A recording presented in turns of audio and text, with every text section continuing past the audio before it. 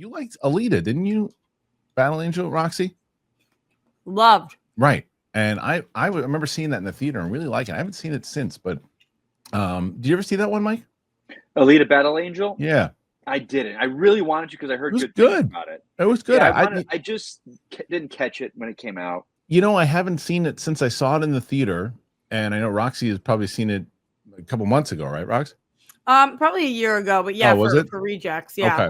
Okay. So yeah, had you heard of it before? I don't know whether I had just heard Alita or Alita Battle Angel, right? Or like I maybe like in passing or something. Yeah, you're right. Yeah. So anyway, there's some news regarding that. There's some news regarding F1. So let's talk about it, man. I'm all for that. A few brief sequel updates today from the people involved in these projects. James Cameron has offered a surprisingly encouraging update regarding a sequel to 2019. I wouldn't be able to have guessed the date. Alita Battle Angel. Speaking with Empire, he says he not only wants to do a second film with Robert Rodriguez, but plans are getting underway as soon as his press commitments for Avatar, Fire and Ash are finished. I finally got my screening for Avatar. Pumped. Anyway, I appreciate the loyalty of the Alita fans. Robert Rodriguez and I have sworn a blood oath to do at least one more Alita movie. In fact, we're thinking of an architecture that brings that to a third film, but we'll be satisfied if we can make one more. And we're making progress on that. Now that I have a home in Austin, Texas, about 3 miles from Robert's place, I think we'll be able to get more serious about that as soon as I wrap the mix here in a few weeks. The first film grossed over $400 million worldwide, but the costly budget has made the sequel a prohibitively expensive possibility.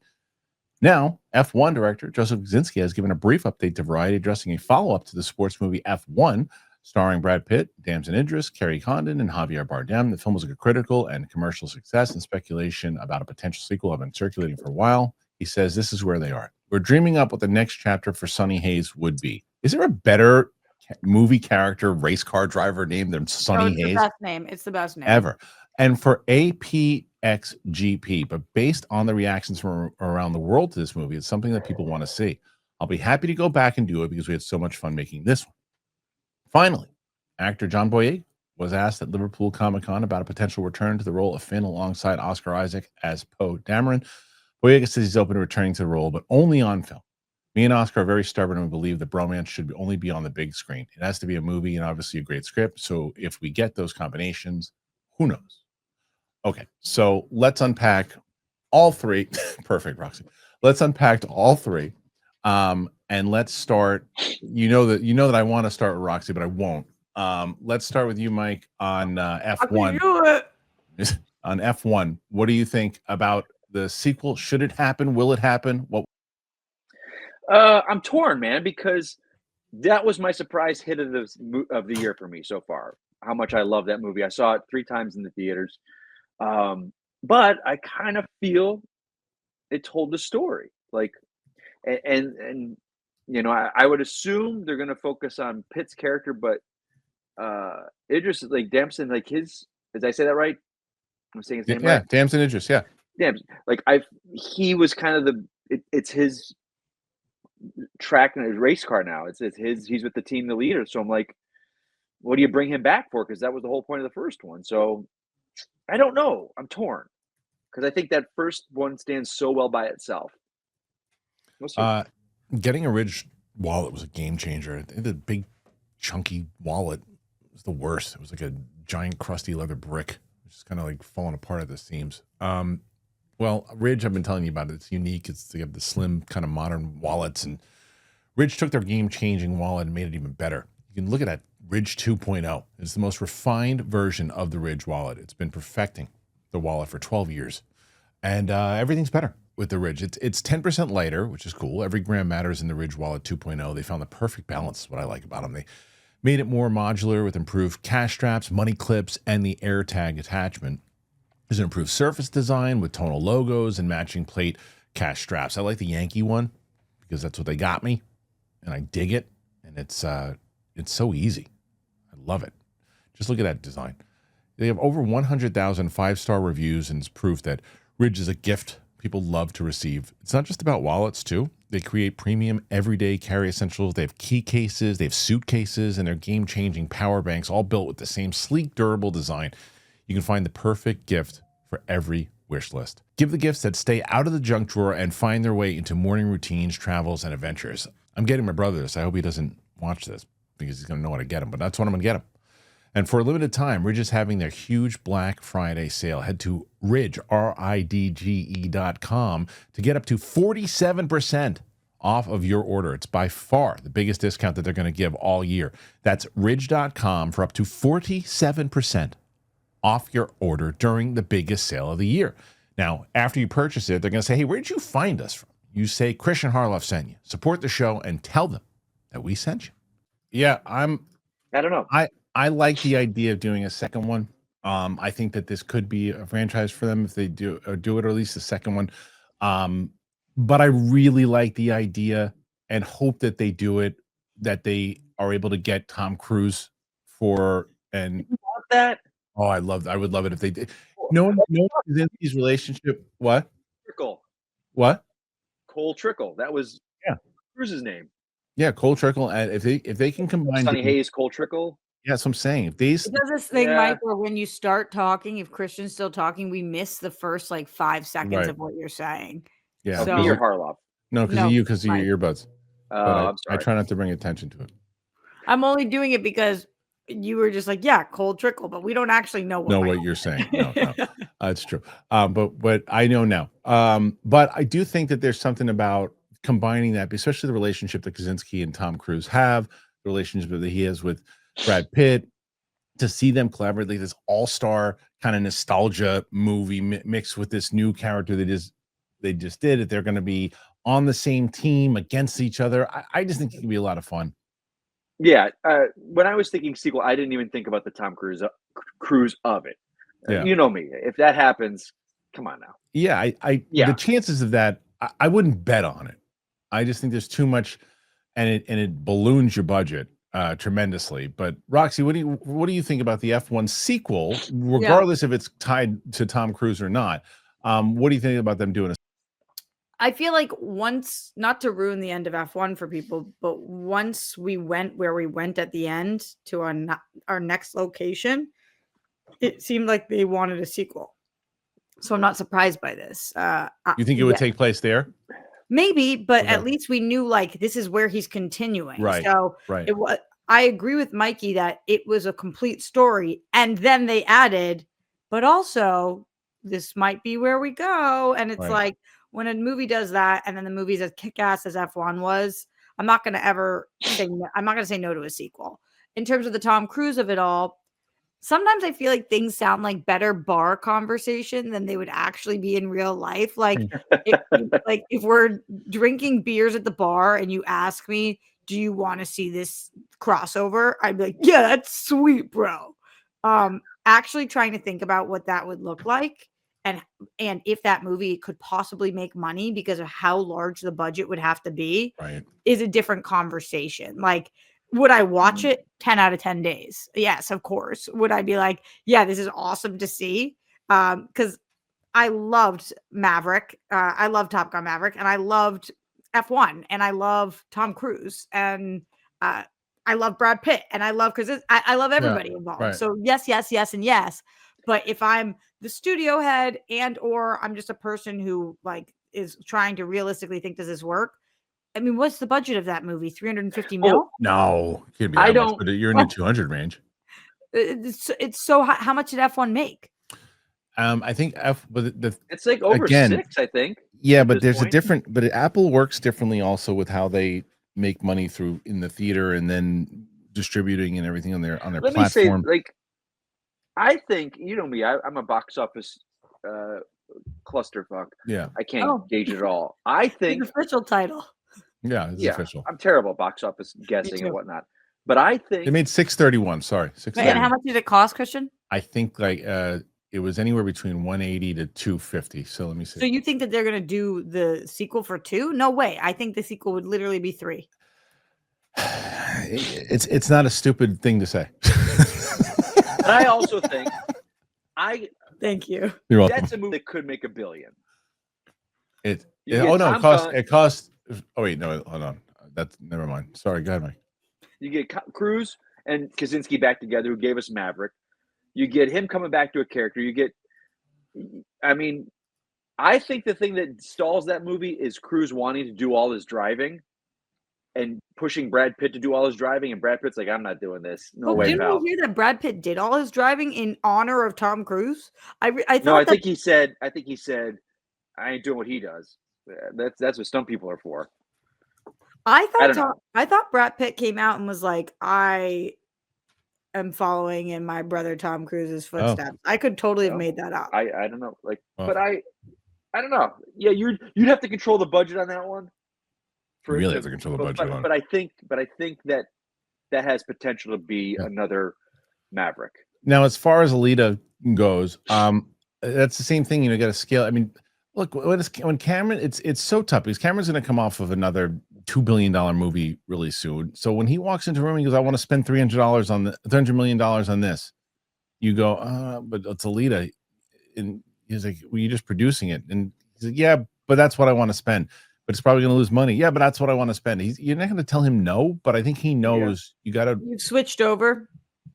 What's that? You've switched over to Alita because I have thoughts on this for sure. Oh yes. So Alita to me is, I think something that I do want to see because I'm not going to pretend that I remember it detail by detail the way Roxy does because she just watched it a year ago.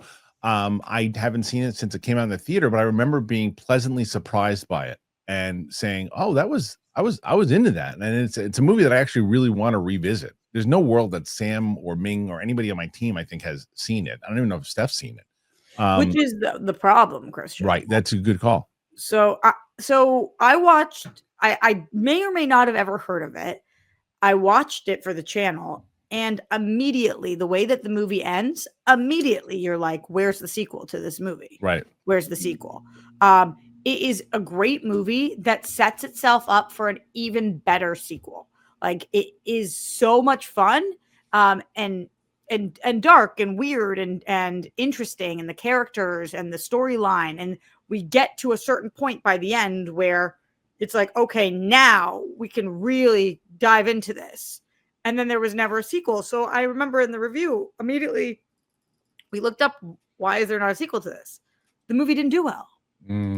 It didn't do well. So it has all of the pieces, all of the special sauce for a great sequel. But when your movie didn't make bank to do a sequel to something that's this expensive, it's kind of like a Rogue One. What is it called? Ready Player One. That's kind of, in case you don't know what to be picturing, Mikey. It's like a Ready Player One. I mean, it's a really. No, I've seen the trailers. Oh, okay. It still made money. It just didn't do great, but it made money. Did it? It made 410 million worldwide. It cost 170 to make, so it made a little bit of money. And that's with Okay, I had heard that. Christoph Waltz is in that, right? What? Christoph Waltz is in that. I think so. Doesn't he play the guy that built her? You know what? I can't even. Roxy will tell you better than me. I'm laughing about you thinking that me watching a movie a year ago means that I remember it. Okay, so you don't. All right. I remember the ending, and I think, was it him? Let me look. I'm on the cast list right now. So I'm seeing yes in the chat. So I can see him perfectly in my head, Mikey. Yeah. So I think that's right. But I don't know if I can see him because you just said that, or whether that's it's a great cast. It's Mahershala Ali, Jennifer Connelly, Christoph Waltz, Jackie Earl Haley. It's a really good cast. Jeff Fahey, Lawnmower Man. Lana Condor, who means nothing to you, Kristian, but everything to the teeny boppers. I mean, Issa Gonzalez is in it as well too. So it's got a hell of a cast. And I think that, look, there's it didn't make gangbusters money to say we need a sequel. So your point is still valid, Roxy, where it's like, did it make so much money that we need to make a sequel? No. But here's my question to you. See, I know you don't remember the movie after watching it a year ago, but do you remember how the reaction did? Let me look. That's to something me, I can prove. I think it's a relevant question. Yeah. Because how much interest it shows the fan base. How much interest was in it, people watching that movie? Did it do well? I mean, again, it's different from like when you look at my channel and you go, all right, something did 20,000 views. You're like, oh, it's good for those numbers. But for the Real Rejects, it's a different kind of standard. So what did it do? It has 161,000 views, pretty good. Which for them a year ago is middle of the road. That's like for them for a year ago, that's pretty mid. And not low, definitely in the higher to mid range. For a movie reaction, most of them For a year ago, they for you because the evergreen of it. Okay, exactly. There's stuff like builds because a Sure, lot of times I'll look at stuff from a year ago and it will have No, 300,000. that makes sense. Yeah, I mean, when we started Avengers Endgame for us over the course of less than a year, is that over 500,000 now. So, exactly, exactly. Especially for a movie like Alita Battle Angel, which came out in 2019, we weren't tying it to a specific 2019. Yeah, it was 2019. Yeah. Oh my God. So the fact that people love this movie, and I don't remember everything about it. Here's what I remember: watching it and being like, "Holy shit, that movie was amazing." Why isn't this a big franchise? You say you remember saying that? Yeah, I remember thinking. I remember feeling that. I don't always remember the plots of movies, but I always remember how a movie made me feel, and I remember just thinking that movie was excellent. That's really strong characters. I loved the the core issue that she was facing, and it deserved a sequel. But yeah, I don't know. Like the fact that you're thinking nobody on your channel's watched this, Mikey, who's seen a bajillion movies, hasn't watched this. That's not a good sign. But a lot of people in the chat are saying that they haven't seen it and now want to watch it, or a lot of people are saying they have. So yeah, it was an awareness thing. So, and then finally, the last part of it is the Star Wars side with John Boyega. I still think he's coming back. I think he's already had talks about it. I think that in what capacity? Tell me what this means, because this is the one I don't understand. So I just think that it means like if you can tell from media interviews and things that, of course, how people are, unless they're really trying to sell something, where they stand on the franchise, right? And for the longest time, he was no thank you. I'm done with that. He's taking his shots at Star Wars. No thank you. Every chance he could. The way that they handled it, he was not holding back, and he was unloading bombs. Daisy really joins the project again, and his tone starts to soften. He starts, if you go back and you do the paperwork, every time he's starting to talk about it more so since she joined the project, has been like, I don't know, we'll see. It's got to be the right thing. And now he's saying the same thing. It has to be a movie, right? So maybe they came to him and said, hey, would you want to do your own Finn show? We want to redeem the character. And he's like, I don't want to do a Disney Plus show, because he's also a Star Wars fan. And he's also happens to be one of the Star Wars fans. I believe in more of the camp of like myself and Mike, where you hear him and he's just like, he doesn't think that he was, when he's in the movie, this guy is a Star Wars fan. He was talking about how in the Clone Wars and everything too, they used to have troopers that could fly. So he thought it was so stupid that these things were flying around. Oh, they can fly now? He's like, of course they can fly. They've been flying around for years. He's JJ, and these people didn't know what was happening in the lore. And he didn't, if you ask him, just didn't think the right people were running the creative of it. But now that she's back, I guarantee you that she has had talks to her close friends. And are they close friends? Mm-hmm. And I think there's influence. And I think I think he'll return. If whatever movie, we still don't know what the hell she's going to be in. I'm looking right now at his IMDb because can you guys remember the last time you saw John Boyega? Woman King? Yeah. Do you remember what year that is? 2022. Yes. Yeah. Since then, he did do a voice in Love, Death, and Robots for one episode. He did a movie in 23 called They Cloned Tyrone, which right. Yeah, some people have been telling me that movie's really good, actually. It's got Teyonah Parris and Jamie Foxx and Kiefer Sutherland. And I don't remember that movie, but I'm just like, at one point, John Boyega to me was just, he's such a star. So I also wonder if, yes, maybe they are coming to him offering him specific things, but then also maybe some time has passed and it's a memory of like, Star Wars is still one of the biggest franchises on planet Earth, and your star power shines when you're attached to it. So not that he couldn't book anything else right now. He's obviously immensely talented and it's not like he's not working, but I don't know. Maybe it's kind of the last few years have been like, well, what if? Yeah, maybe so. But I'm telling you, I think it's got a lot to do with the fact that, if you know better than I do, obviously, on Star Wars. I don't think you're wrong where it's still like it's Star Wars. It's one of the luring things about it coming back. But I think it's because she's back. And I think that he's going to have a lot more, Mike, I think, like asking power this time around, because he's going to go, look, if he comes back, he's not running around and screaming Ray at every 30-minute interval.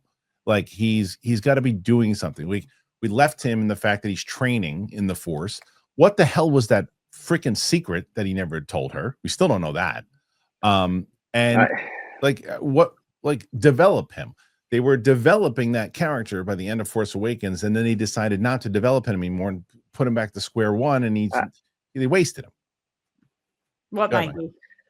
Just thinking back to his character, like this stormtrooper that watches all this bloodshed and his buddy dies, and it was like so good, like what this character would have been.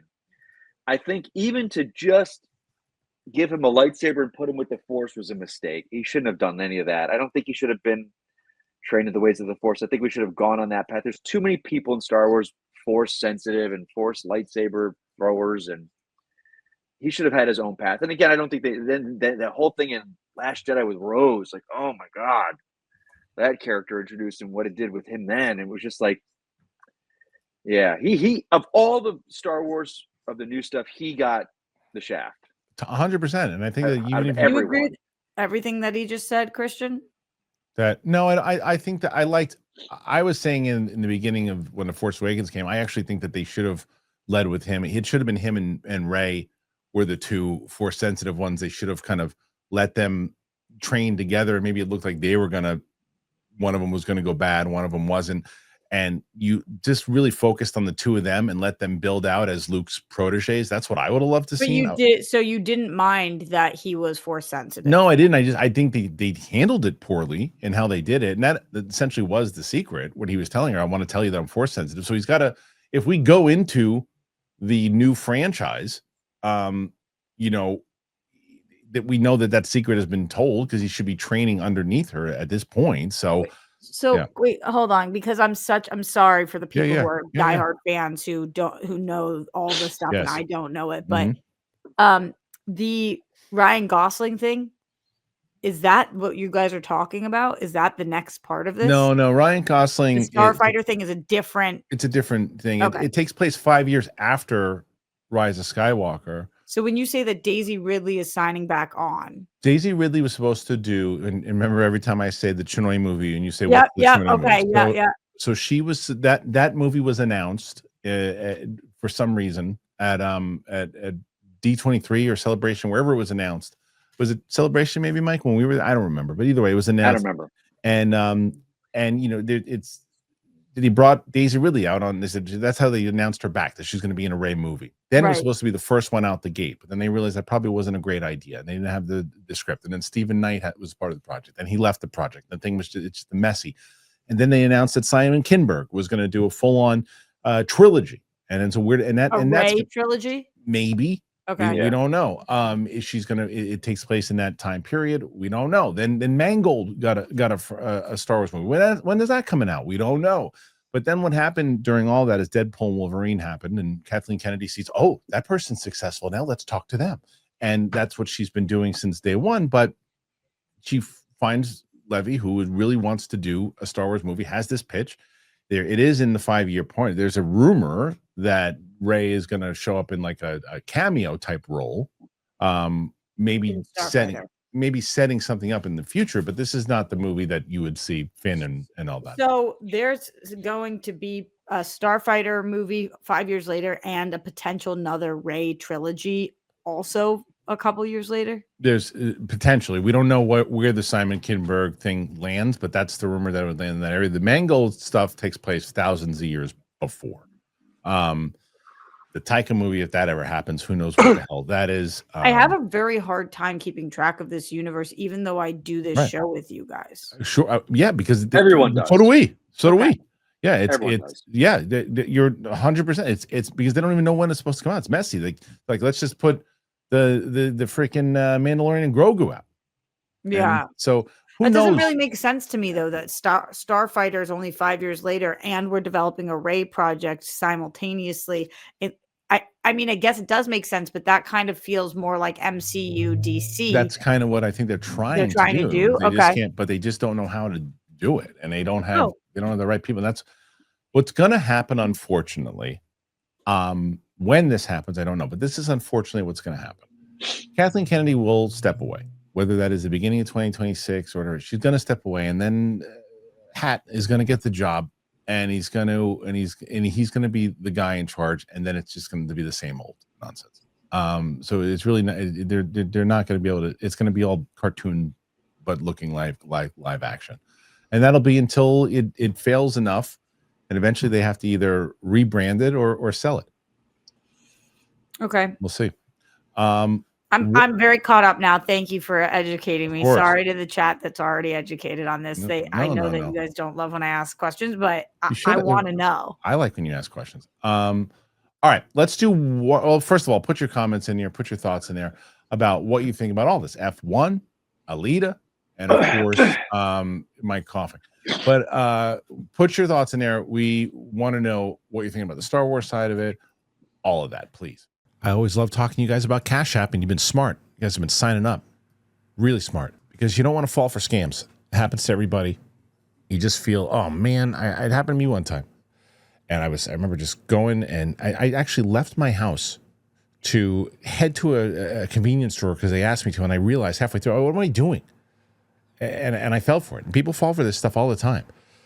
So the good news about Cash App is when you get the card, not only do you get an access to a ton of perks and benefits like early access to nationwide concert pre-sales or discounts on popular brands, but you have an extra security with the power to instantly lock or unlock your card right from your phone in just one tap. So if something like really shady is going on and it pops up on the card, Cash App got your back, automatically declines the purchase, sends you, say, hey, listen, something's going on here. Is this you? So you can rest assured knowing that your account balance is protected 24/7 by fraud monitoring. Spend with peace of mind today. You got to order a Cash App card in the app, or you just go to cash.app/card.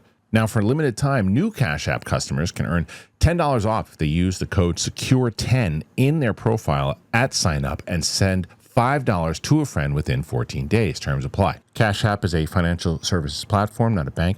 Banking services provided by Cash App's bank partners, prepaid debit cards issued by Sutton Bank, member FDIC, discounts and promotions provided by Cash App, a Block Inc. brand. Visit cash.app/legal/podcast for full disclosure. Cash App.